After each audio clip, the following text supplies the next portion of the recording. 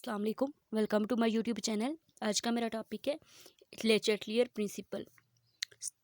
लेचेटलियर principal क्या होता है कि अगर हम किसी सिस्टम के इक्विलिब्रियम को डिस्टर्ब करेंगे तो सिस्टम बैकवर्ड शिफ्ट हो जाएगा या फॉरवर्ड शिफ्ट हो जाएगा उस डिस्टर्बेंस को ख़त्म करने के लिए। If a system in equilibrium is disturbed, it behaves in such a way as to nullify the effect of that disturbance. अगर हम कंसंट्रेशन को चेंज करके इक्विलिब्रियम को डिस्टर्ब करते हैं तो क्या होता है? अगर हम रिएक्टेंट्स में से किसी एक की कंसंट्रेशन बढ़ा देते हैं, इंक्रीज कर देते हैं, तो जो रिएक्शन है वो फॉरवर्ड डायरेक्शन में शिफ्ट होगा। केमिकल इक्विलिब्रियम फॉरवर्ड डायरेक्शन में शिफ्ट हो जाएगा, ठीक है।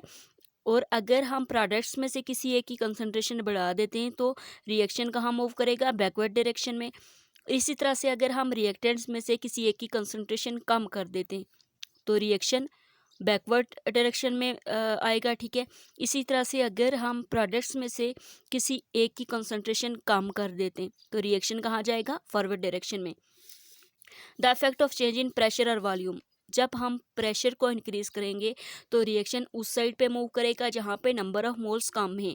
जैसे N2 + O2 2NO है। यहाँ पे क्या है? दोनों साइड्स पे इस साइड पे 2 नंबर ऑफ मोल्स हैं, यहाँ पे भी कितने हैं? 1 और 2। तो इस पे प्रेशर का कोई इफेक्ट नहीं होगा, ठीक। इस पे प्रेशर का कोई इफेक्ट नहीं होगा। अब यहाँ पे देखें, अगर इसमें इस इक्वेशन में क्या है कि इस साइड पे नंबर ऑफ मोल्स 2 हैं, इस साइड पे नंबर ऑफ मोल्स कितने? 3 और 1 4 है। तो रिएक्शन कहाँ जाएगा? फॉरवर्ड डायरेक्शन में।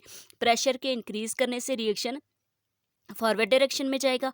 और अगर हम प्रेशर डिक्रीज करते हैं, ठीक है, या वॉल्यूम इंक्रीज करते हैं तो रिएक्शन बैकवर्ड डायरेक्शन में जाएगा। इसी तरह से यहाँ पे दूसरी एग्जांपल है PCl5 की। तो इस साइड पे नंबर ऑफ मोल्स ज़्यादा है, 1 और 1 2 हैं, इस साइड पे 1 है। तो प्रेशर के इंक्रीज करने से रिएक्शन बैकवर्ड डायरेक्शन में मूव करेगा क्योंकि इस साइड पे नंबर ऑफ मोल्स कम है।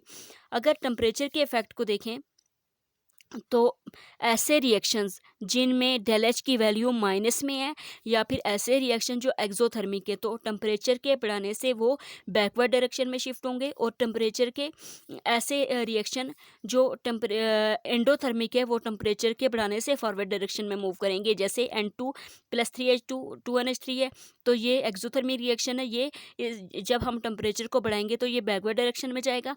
और ये दूसरा N2 + O2 2NO, इसमें डेल एच की वैल्यू +90.25 है। तो क्या होगा? क्योंकि ये एंडोथर्मिक रिएक्शन है, टेम्परेचर जब हम बढ़ाएंगे तो रिएक्शन फॉरवर्ड डायरेक्शन में जाएगा।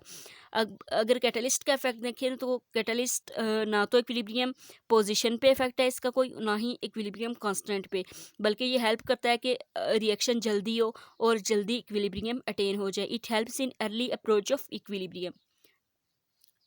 Thank you so much.